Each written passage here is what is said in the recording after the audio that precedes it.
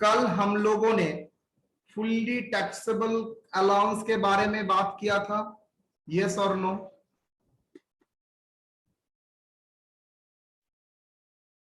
कल हम लोगों ने टैक्सेबल अलाउंस के बारे में बात किया था। वहां का 3 कैटेगरी है, fully exempted, partly taxable and partly exempted and fully taxable. तो लास्ट क्लास में मैंने फुल्ली एग्जम्प्टेड अलाउंस के बारे में बात किया था, जिसका कारण ये था समझाने के लिए, दैट इज सर ये अलाउंसेस दिया ही जाता है टू परफॉर्म ऑफिशियल ड्यूटी। अगर परफॉर्म ऑफिशियल ड्यूटी है तो उसके लिए एम्प्लॉय क्यों टैक्स देगा? बिकॉज एम्प्लॉय को तो कोई बेनिफिट नहीं मिलता है, ठीक है? तो एम्प्लॉय टैक्स नहीं देगा तो कौन देगा? सर वो तो कोई देने का सवाल ही नहीं है, एम्प्लॉय बेनिफिट कोई एंजॉय नहीं कर रहा है तो एम्प्लॉय टैक्स नहीं देगा। हाँ, लेकिन ये अलाउंस के भीतर अगर एम्प्लॉय बोल रहा है उस अलाउंस के भीतर मैंने कुछ ऑफिशियल काम के लिए इस्तेमाल किया और कुछ पर्सनल काम के लिए इस्तेमाल किया, देन हाँ, पर्सनल का जो कैटेगरी है उसमें आप क्या कर सकते हैं? टैक्सेबल हो सकता है। तो चलिए मैं एक इलस्ट्रेशन के थ्रू समझाता हूं।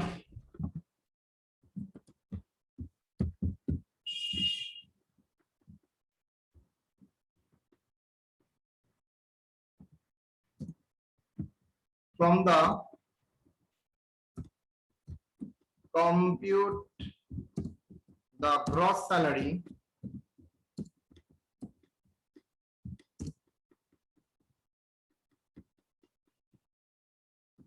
from the given information.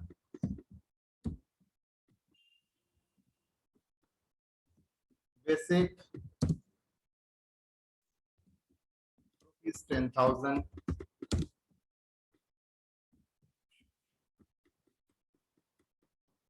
Commission, अच्छा हटाओ, travelling allowance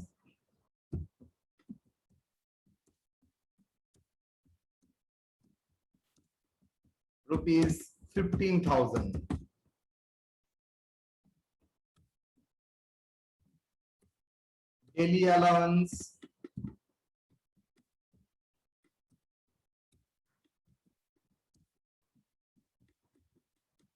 Daily allowance ₹200 per day for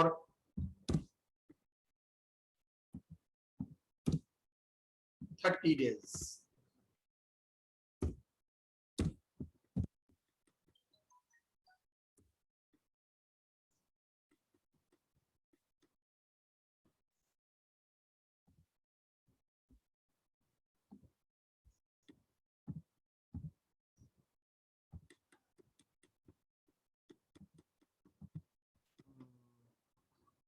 Conveyance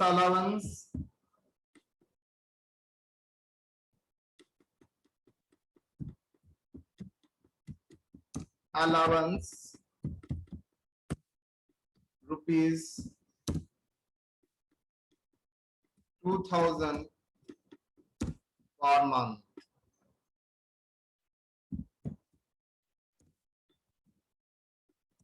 Of which 20% used for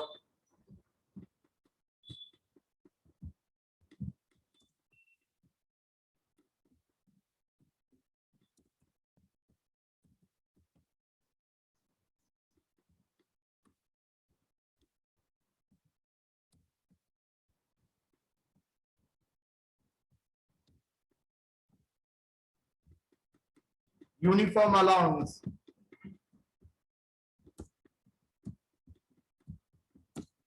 rupees 8,000. Actual expenditure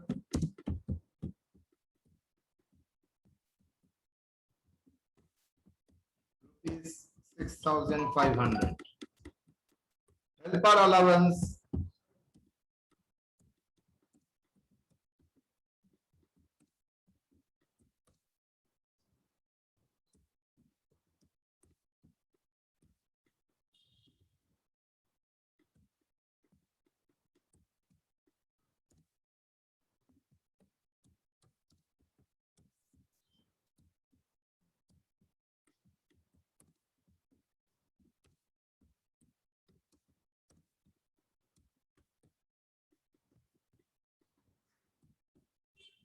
Done.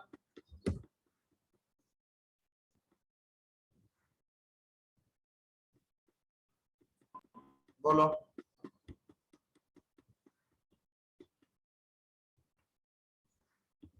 Solution. Computation of gross salary. Computation of gross salary.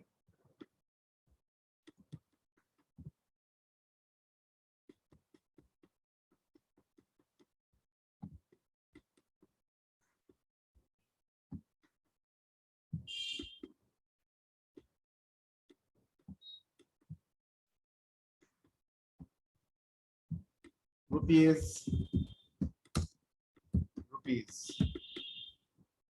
Basic salary.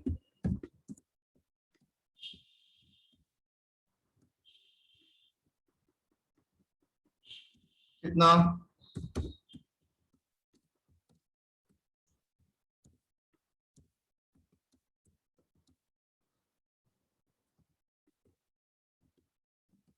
Taxable.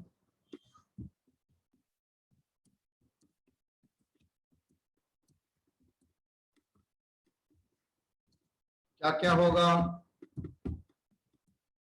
Travelling कितना मिला है बेटा? Travelling में 15,000। अच्छा, ऐसा कुछ बोला है कितना? तो कितना एग्जेम्पशन मिलेगा? सर कुछ नहीं बोला है तो एज्यूम करते ये टाइप ऑफ एक्सपेंसेस ऑफिस के लिए दिया जाता है तो पूरा amount spend for official purpose less exempted. अच्छा मैं लिख रहा हूं सेक्शन, आप इग्नोर भी कर सकते हैं। Exempted under section 1014।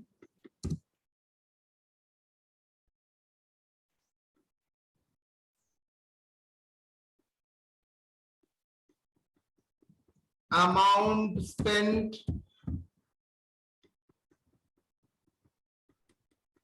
assuming full amount spent for office, assuming full amount spent for office। बोलो कितना?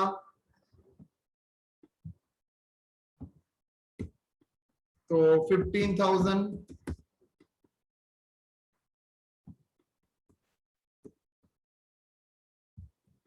नील। नेक्स्ट डेली अलाउंस,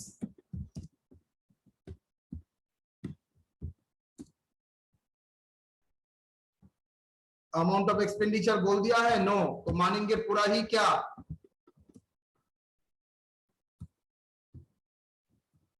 पूरा ही ऑफिस के लिए। तो डेली अलाउंस कितना मिला था?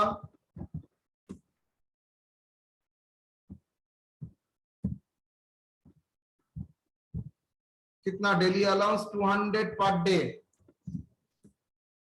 So 200 into Sir, for 30 days. 30 days, rupees 200 कितना होगा? 6,000। कुछ नहीं बोला है, क्या एज्यूम करके चलूंगा? कुछ नहीं बोला है, क्या एज्यूम करके चलेंगे बेटा? पूरा ही खर्चा कर दिया सर। पूरा खर्चा ऑफिस का। पूरा खर्चा ही ऑफिस के लिए हुआ है, तो हाउ मच? नील।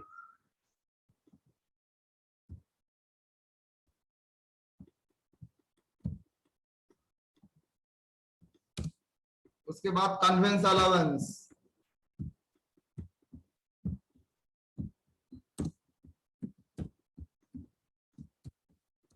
कितना convince allowance?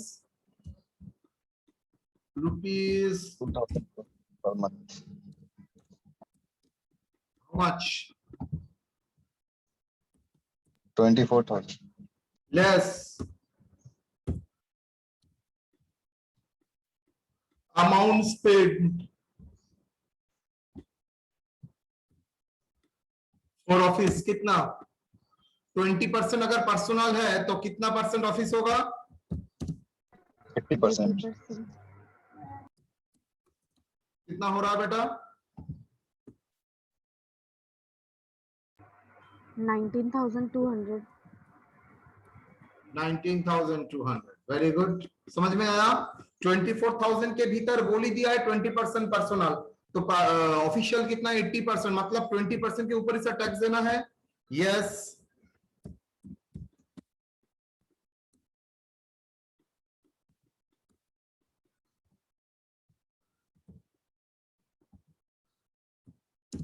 Next uniform allowance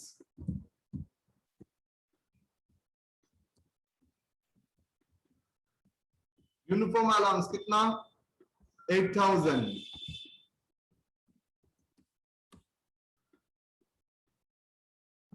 actual expenditure amount spend कितना बोल बेटा amount spend actual expenditure that is 6,500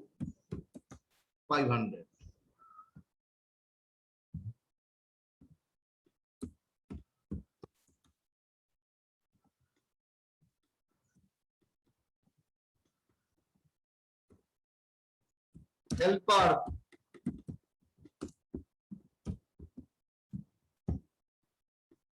helper allowance कितना 1,000 पर मंथ करके था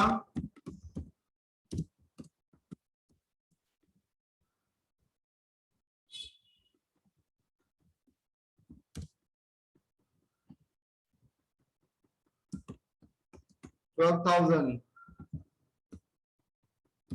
less amount spent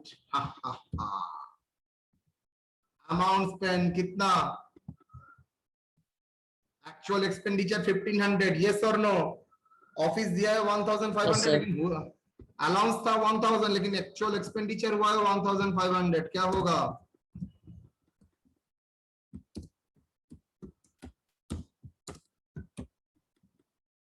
कितना आता है 18,000. 18,000. फिगर क्या होगा 6,000 नेगेटिव हो जाएगा सर Negative value. ये 6,000. एग्जेम्पशन है एग्जेम्पशन कभी भी इनकम से ज्यादा नहीं हो सकता मासिका पार कभी भी मम्मी से ज्यादा नहीं हो सकता है मम्मी से ही मौसी आता है मम्मी पहले उसके बाद सारा दुनिया तो मम्मी ऑलवेज कभी भी कोई एक्सिट नहीं कर सकता है मम्मी का प्यार को तो लेस एग्जेम्पशन 10-14 है तो 18,000 लेकिन क्या बाहर नेगेटिव होगा no because income never after exemption income never be negative zero हो सकता है नील छोटा करके लिख दे रहा हूं यहां पर नहीं लिखूंगा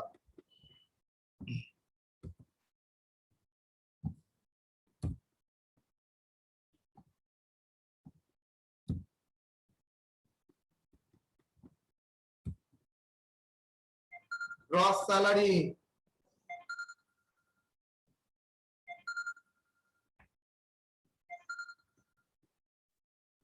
ग्रॉस सैलरी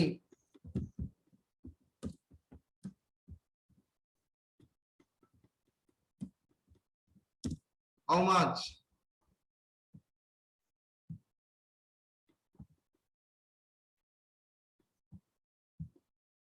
बोलो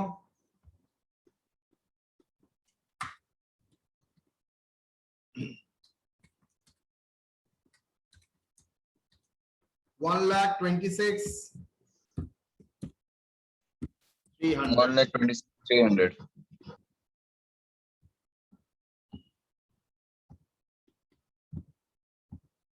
डन 1,26,300 क्लियर और नॉट एक नोट लिख देते हैं exemption never feeds the income कभी भी एग्जेम्पशन इनकम से ज्यादा नहीं हो सकता है कभी भी इनकम एग्जम्पशन से ज्यादा नहीं हो सकता है। Okay,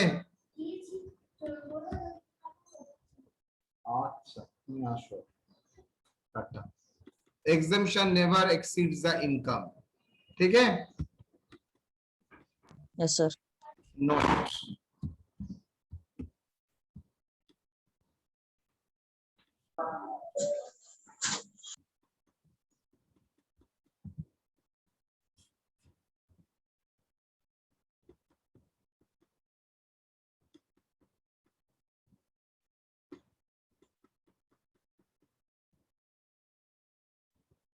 agree? Yes sir.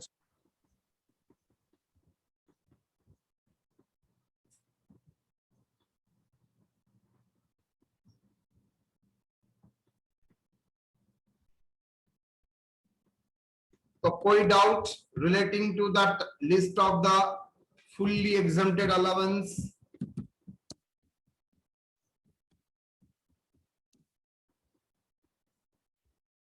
तो हम लोग नेक्स्ट पार्ट में जा सकते हैं। चलिए, partly taxable and partly exempted. क्या बोल रहा हूं? Partly taxable and partly exempted allowance. मतलब अभी तक जो अलाउंस के बारे में मैंने बताया था वो फुल्ली एग्जम्प्टेड था, लेकिन अभी जो बताने वाला हूं उसमें कुछ हद तक एग्जम्पशन है और कुछ एकदम हद तक टैक्सेबल है। ये एग्जम्पशन जो है फिक्स एग्जम्पशन है, इरेस्पेक्टिव ऑफ एक्चुअल एक्सपेंडिचर। ऊपर में भी जो एग्जम्पशन था वो एज्यूम किया जाता था, एक्चुअल एक्सपेंडिचर ऊपर का निर्भर करता था। अगर एक्चुअल एक्सपेंडिचर नहीं भी दिया है, हम लोग मान के चलते थे पूरा ही एक्सपेंडिचर ऑफिशियल हुआ है, दैट्स व्हाई नो। लेकिन यहां पर एग्जम्पशन का फिक्स्ड अमाउंट बोल दिया है, तो फिक्स्ड अमाउंट के लिए आपको उतना ही एग्जम्पशन मिलेगा। आपका क्या एक्सपेंडिचर है नहीं देखना है। चलिए देखते हैं। उसमें पहले आता है चिल्ड्रन एजुकेशन अलाउंस, दूसरा चिल्ड्रन हॉस्टल अलाउंस, तीसरा transport allowance to the physical disable person. I repeat the word transport allowance to the physically disable, मतलब अदर देन फिजिकली चैलेंज, वे लोगों के लिए एग्जम्पशन अवेलेबल नहीं है। ट्रांसपोर्ट अलाउंस मतलब नॉर्मल मतलब जो फिजिकली चैलेंज नहीं है उसको मिलता है, तो उसके लिए कोई प्रॉब्लम टैक्स एग्जम्पशन का मैटर नहीं है, फुल्ली टैक्सेबल। लेकिन ट्रांसपोर्ट अलाउंस जो फिजिकली डिसेबल को मिलता है उसके लिए कुछ एग्जम्पशन है। House rent allowance, entertainment allowance to the government employees, government employee को छूट मिलता है। Such allowance is exempted to the extent of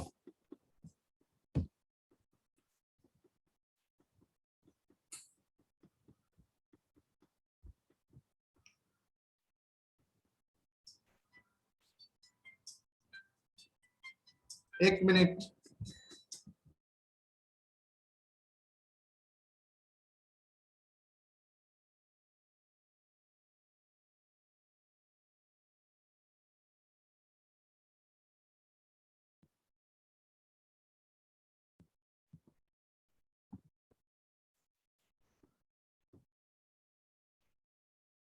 Such allowance is exempted to the extent of statutory limit। कुछ लिमिट बोल दिया है, उतना तक ही एग्जम्पशन है।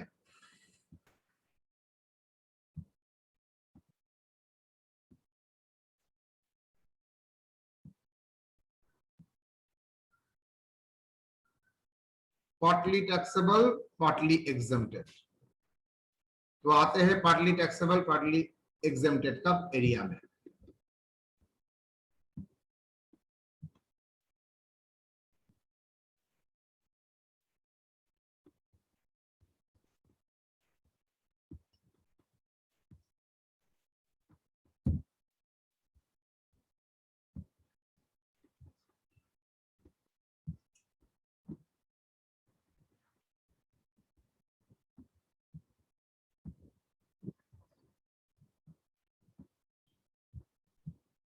चलिए, ये पार्टली टैक्सेबल और पार्टली एग्जम्प्टेड में तीन कैटेगरी, 5 में 3 ऐसा है जहां पर एग्जम्पशन का लिमिट फिक्स्ड है, वहां पर तुमको कैलकुलेट कुछ करना पड़ेगा नहीं, एग्जम्पशन बोल दिया है उसी को फिगर को लेना पड़ेगा। For example children education allowance बोल दिया है ₹100 पर मंथ पर चाइल्ड फ्री है, एग्जेम्प्टेड है, फ्री मतलब एग्जेम्प्टेड है, तो मैक्सिमम 2 बच्चे के लिए अलाउ करेगा, 2 से ज्यादा नहीं। चिल्ड्रन हॉस्टल अलाउंस, बच्चा अगर हॉस्टल में रहता है तो उसके लिए 300 पर मंथ आपको एग्जेम्पशन मिलेगा।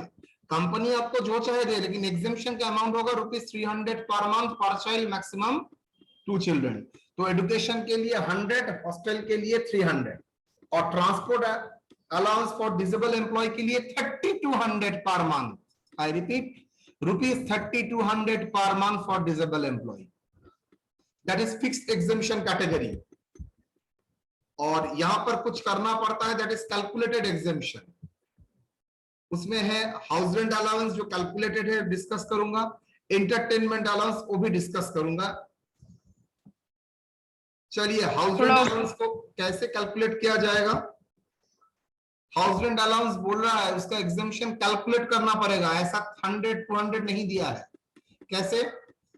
HRA receipt, rent paid minus 10% of salary, 40% of the salary of the relevant period for Kolkata, Delhi, Chennai, Mumbai, 50%। ये इसमें जो लोएस्ट है उसको ही एग्जेम्पशन मार्क मान के HRA से माइनस करके हम लोग क्या करेंगे, टैक्सेबल HRA कैलकुलेट करेंगे।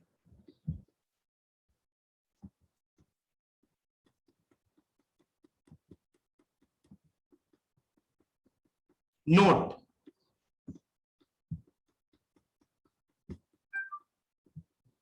relevant period is the period when the assessee stays in a rented house during the previous year। इसका मतलब मैंने बोला है HRA receive for the relevant period, मतलब जितना दिन आप किराए के घर में रहते हो उतना दिन का ही एग्जेम्पशन मिलेगा। अगर आप खुद का घर में रहते हो, पिताजी के घर में रहते हो, वहां पर तो तनख्वाह नहीं देते हो, रेंट नहीं देते हो, तो वो क्या हो जाएगा बेटा, वो एग्जेम्पशन आपको मिल जाएगा। रेलिवेंट जितना आप किराए में घर के लिए पेमेंट करते हो उसी का पीरियड में, जितना महीना तक आप किराए में घर में रहते हो उसी महीना तक आपको एग्जेम्पशन मिलेगा। लेकिन जहां पर आप अपने घर में और पिताजी के घर में रहते हो उस टाइम अगर HRA मिलता है तो आप पूरा ही टैक्स देना पड़ेगा। Suppose Amit is a salaried employee of an organisation from where he received HRA, he receives HRA for the previous year 2019, received ही होगा।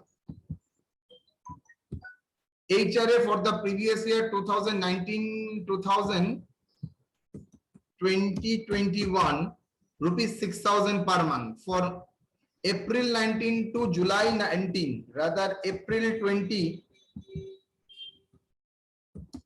to July 20 he stayed his own house, खुद के घर में था। From August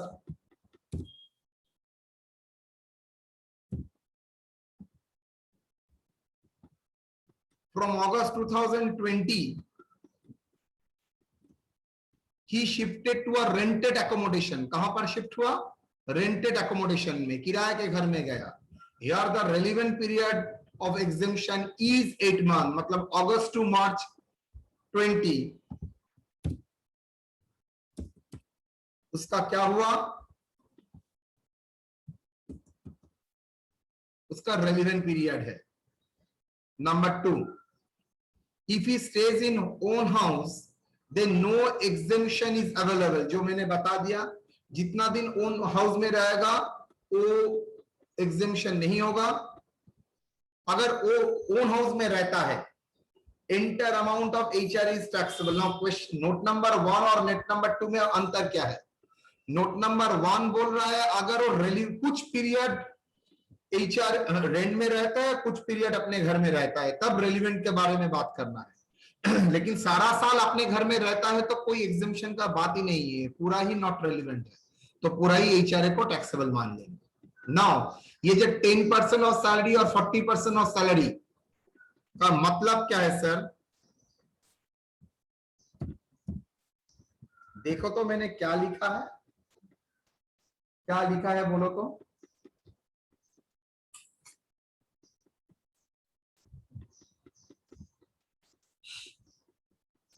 क्या लिखा है?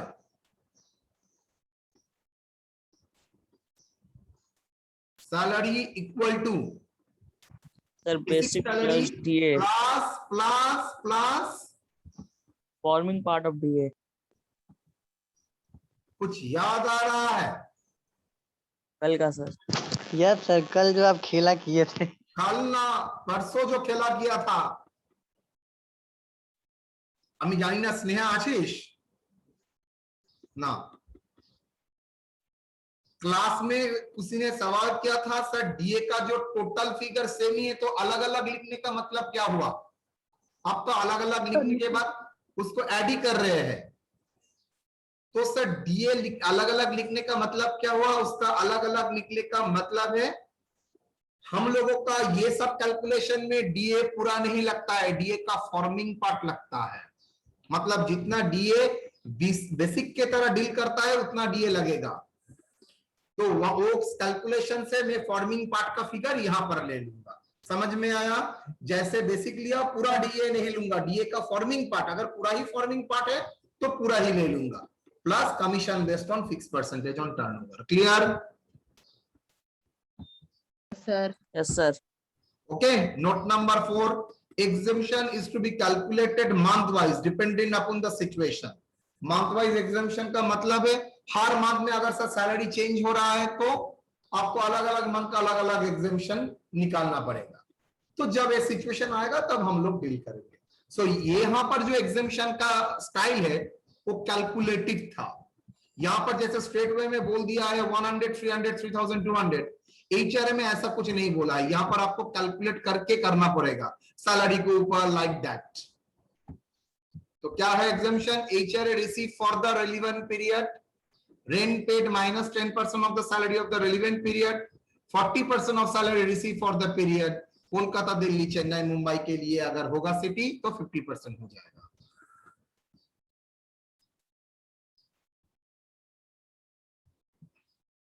Now entertainment allowance to government employee, ये सिर्फ गवर्नमेंट एम्प्लॉय के लिए एप्लीकेबल है, नॉन गवर्नमेंट एम्प्लॉय के लिए फुल्ली टैक्सेबल है।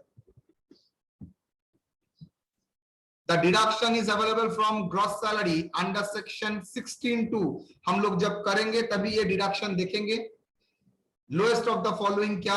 Actual entertainment allowance received by government employee,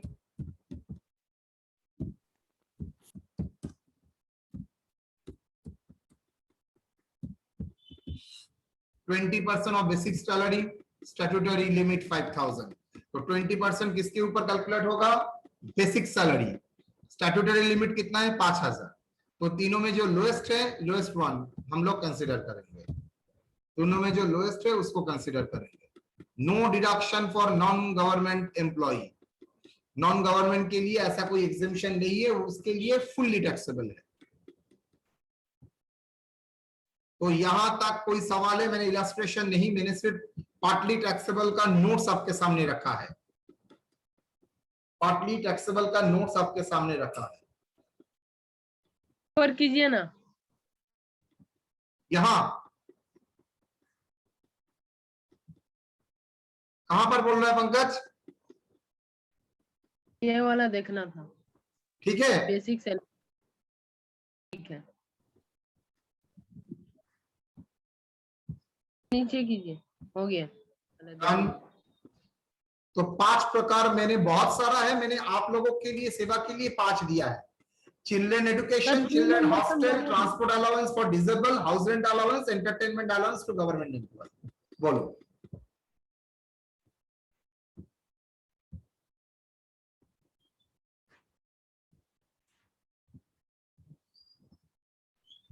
sir C number, जो ये ट्रांसपोर्ट अलाउंस वाला। कहां पर? ओ ये नीचे।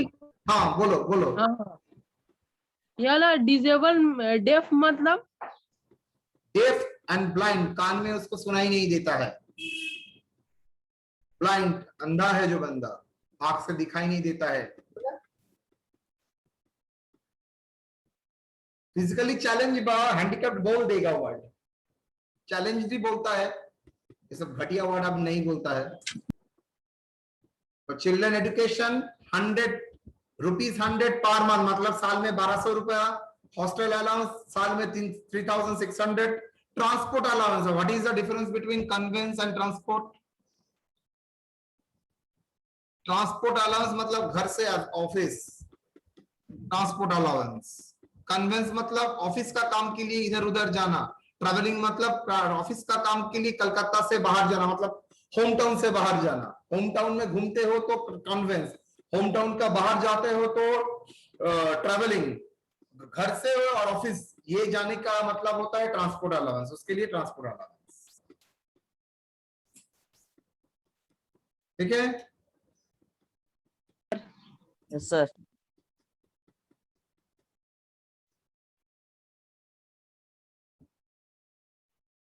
तो एचआरए का एग्जाम्पशन कितना होगा बेटा? एचआरए का एग्जाम्पशन होगा, एग्जाम्पशन अंडर सेक्शन 1013 है, lowest of the following. HRA receipt rent paid minus 10% of salary, 40% of salary. Salary का मतलब बेसिक डीए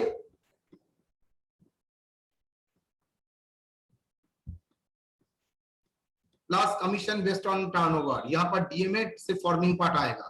रेलिवेंट का मतलब देखिए, यहां पर मैंने एचआरए रिसीव लिखा है, सब ध्यान से देखिए। वहां पर रेलिवेंट नहीं लिखा है, मतलब ये फॉर फुल ईयर,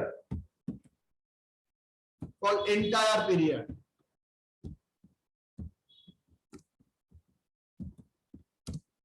और ये एग्जाम्पशन जो है that is for relevant period. मतलब जो सर रेलिवेंट मतलब जब किराए के घर में रहते थे तब, अगर किराए के घर में नहीं रहते हो तो फुल्ली टैक्सेबल, कोई एग्जाम्पशन नहीं मिलेगा। अगर सर सारा साल किराए के घर में नहीं रहता हूं अपने घर में तो फुल्ली टैक्सेबल है।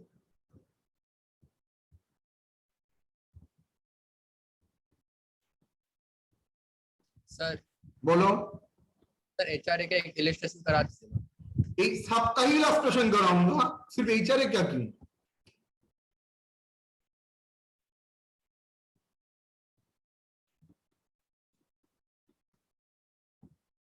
लेकिन उससे पहले मुझे एक कराना है, वो कंप्लीट करा लेता हूं।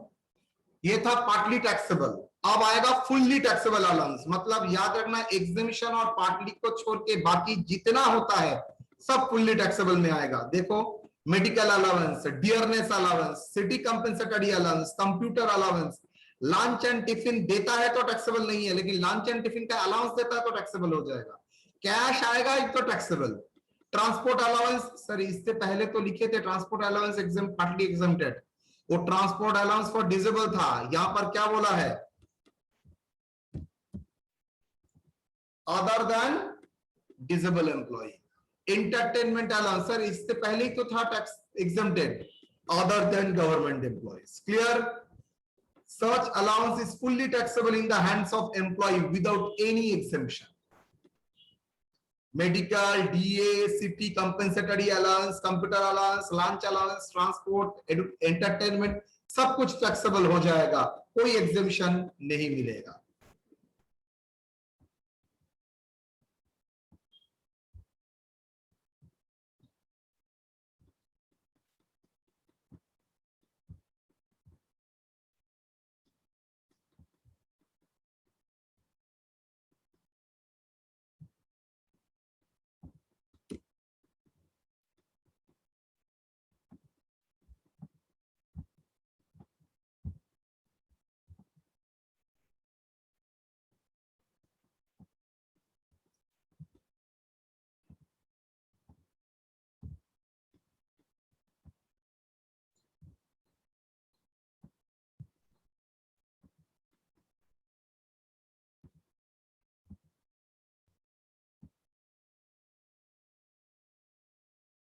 चलिए, मैंने एक प्रॉब्लम दिया आपको।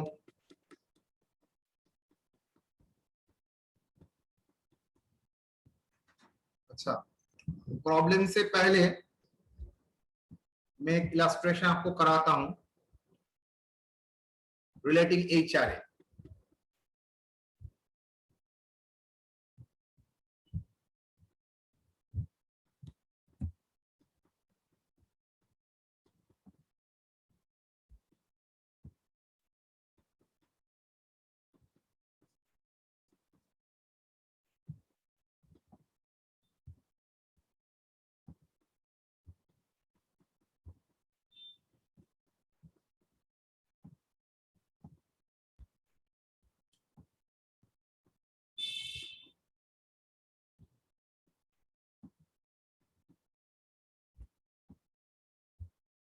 इलस्ट्रेशन क्या है देखिए, from the following information compute the house rent allowance and the salary and gross salary.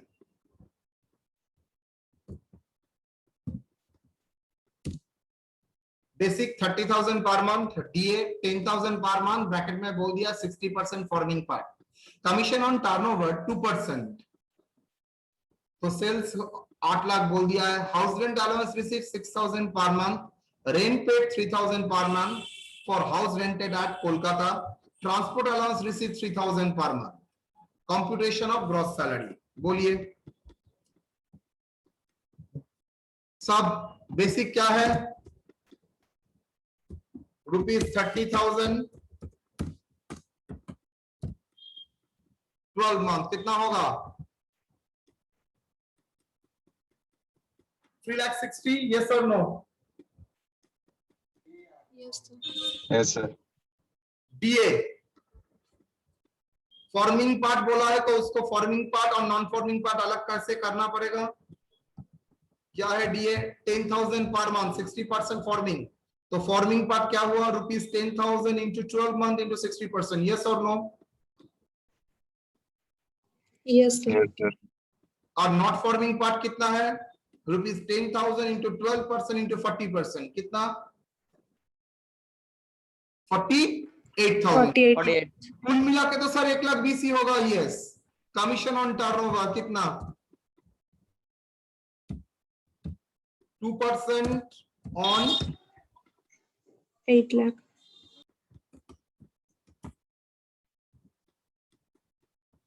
Taxable HRA receipt कितना, टैक्सेबल एचआरए 70, वो मुझे कैलकुलेट करके करना पड़ेगा।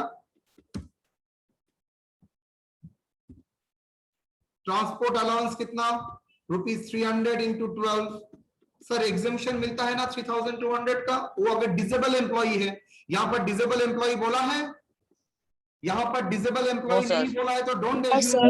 तो स्ट्रेट वे में fully taxable 3,000 into 12, okay clear और not? yes sir 3,000 Yes, sir. into 12, that is 36,000। तो सर एचआरए क्या होगा सर, वो तो वर्किंग नोट लगेगा, यस वर्किंग नोट 1,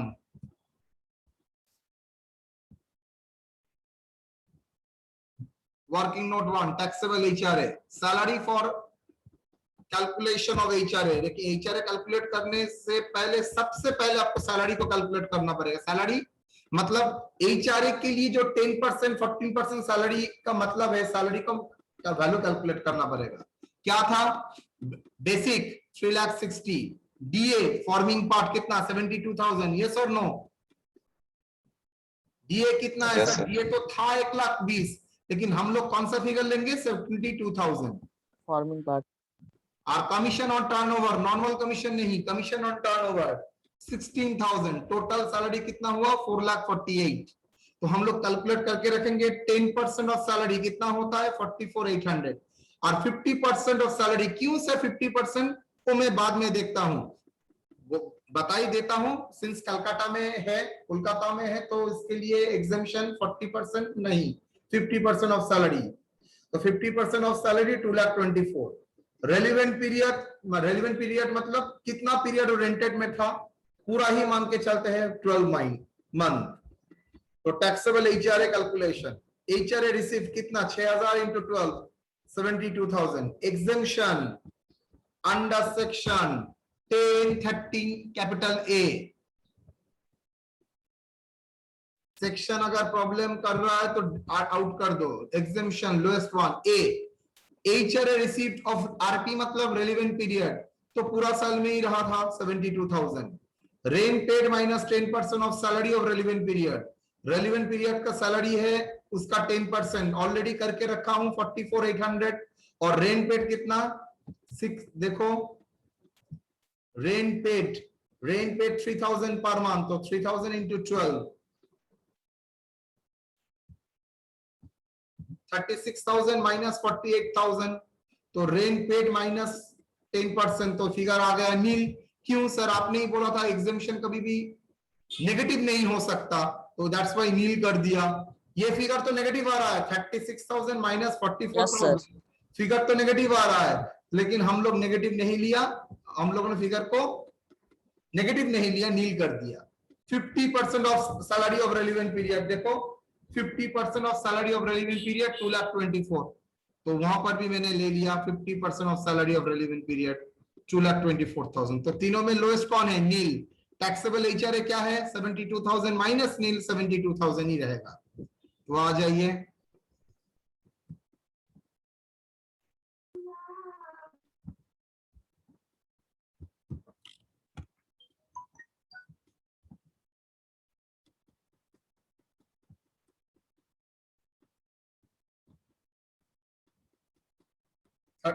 $3,60,000 72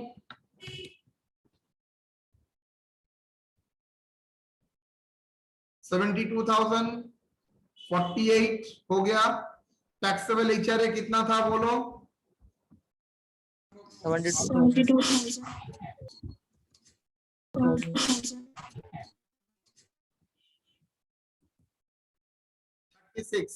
कुल मिला के कितना हुआ? 1,08,000। समझ में आया एचआरए कैलकुलेशन?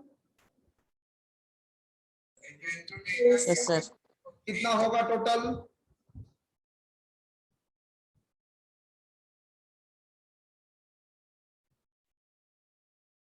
बोलो। 3,60,000 plus 1,20,000 plus 16,000 plus 108 6,04,000 gross salary. Clear or not? Illustration. Yes sir.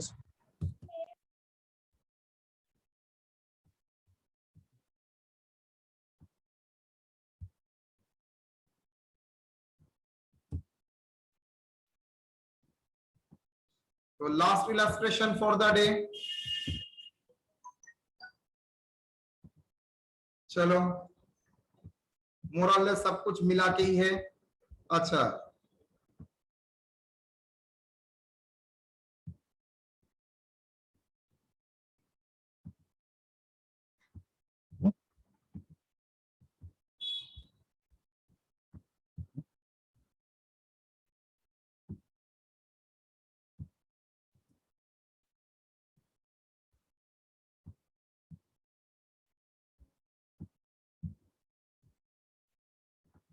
then physically challenged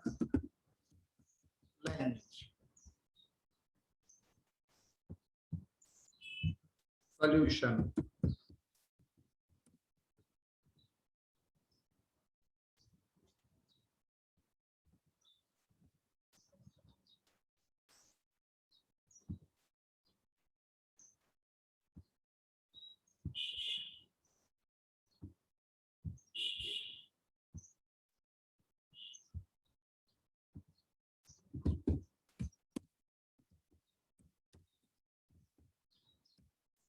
basic salary कितना? बेसिक सैलरी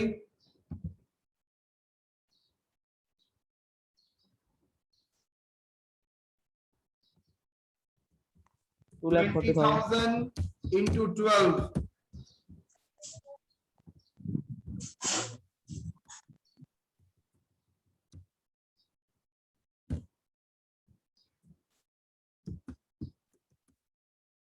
BA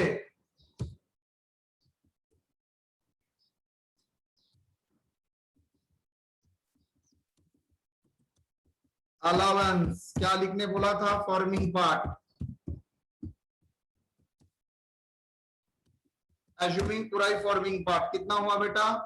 2,40,000 1,92,000 80%, 1,22,000 1,92 सर 92 और कुछ टैक्सेबल अलाउंसेस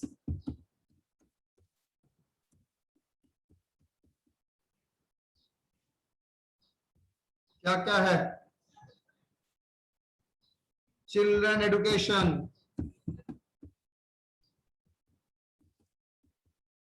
एजुकेशन अलाउंस कितना? Children education allowance, children education allowance how much? 7,200. Sir, 21,600. 21,600. 600 into 12 months into 3 children कितना होगा? 21,600. 21,600 less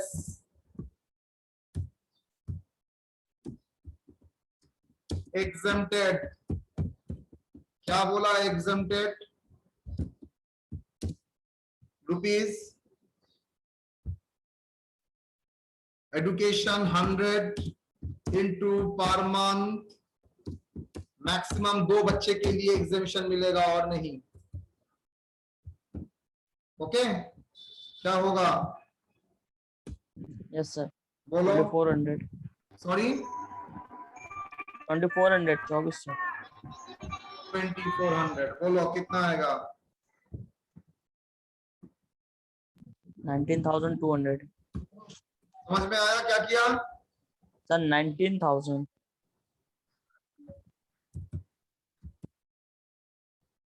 agree? Yes, sir. Yes, sir. Children hostel,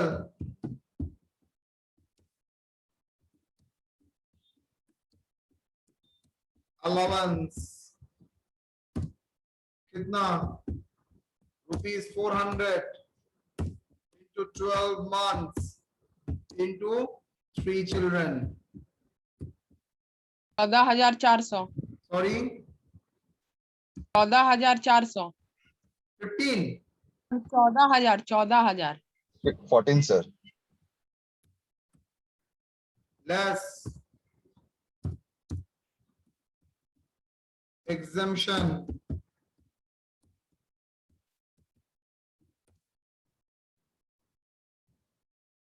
rupees, उसके लिए कितना? 300 into 12 month, maximum 2 बच्चे के लिए कितना? 7,200. 7,200.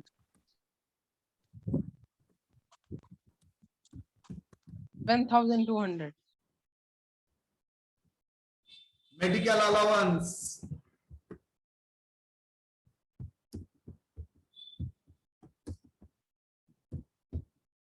मेडिकल अलाउंस के लिए कुछ बोला है सर? वो तो फुल्ली टैक्सेबल, ब्रैकेट में फुल्ली टैक्सेबल, हाउ मच?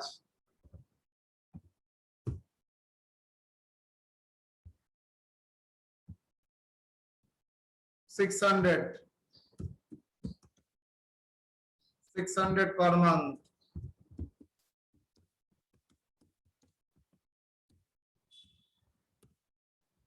और एंटरटेनमेंट अलाउंस, सॉरी डाल देता हूं,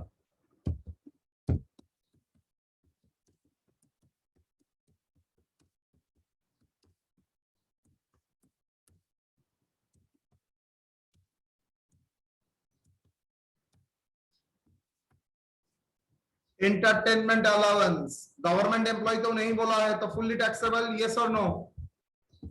Yes, sir. Yes, sir. Entertainment allowance fully taxable, how much? 1,000 into 12. 12,000. Wow.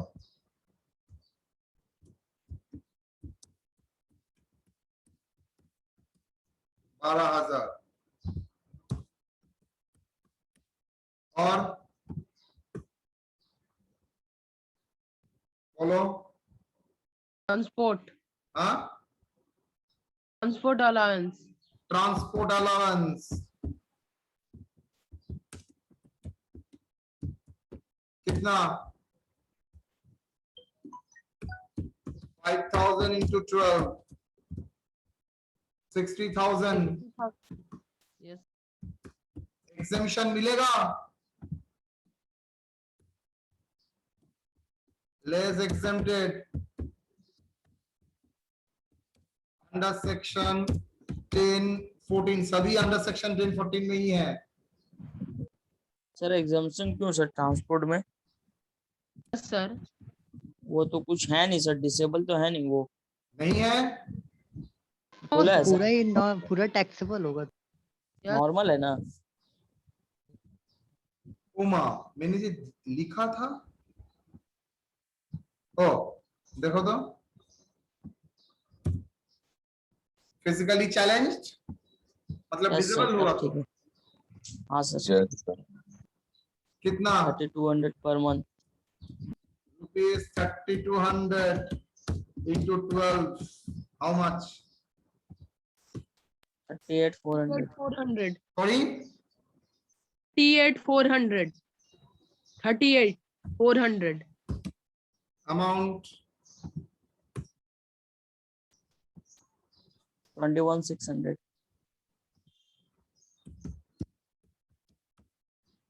और कुछ यहाँ पर एचआरए कुछ नहीं है, दैट इज ग्रॉस सैलरी। आपको एक लाइन यहाँ पर ऐड करके लिखना पड़ेगा, total taxable allowance 19,200 plus 7,200 plus 7,200 plus 12,000, 7,200. Sorry 7,200. Okay, तो ग्रॉस सैलरी बोलो,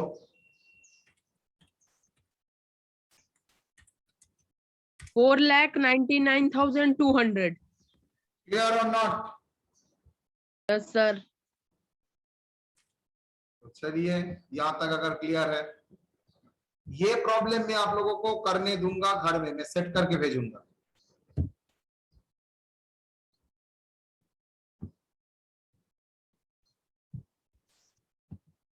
सर मेडिकल अलाउंसेस में क्यों एग्जाम्पशन नहीं दिया जाता है? ना, मेडिकल अलाउंस में तुम्हारा तबीयत खराब हो ना हो तुमको मिलेगा। मेडिकल फैसिलिटी में एग्जाम्पशन है, अलाउंस में एग्जाम्पशन नहीं हो, कैश में मिल रहा है। तो तुम्हारा तबीयत खराब हो ना हो, हम लोगों को पर मंथ 500 रुपीज मिलता है, तबीयत खराब हो ना हो।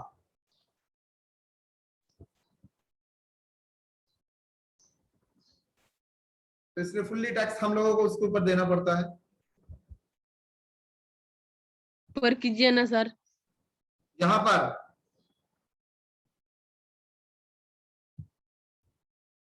ठीक है, यस सर, ठीक है। तो यहां तक और कोई सवाल? No sir. समझ में आ गया? Yes sir.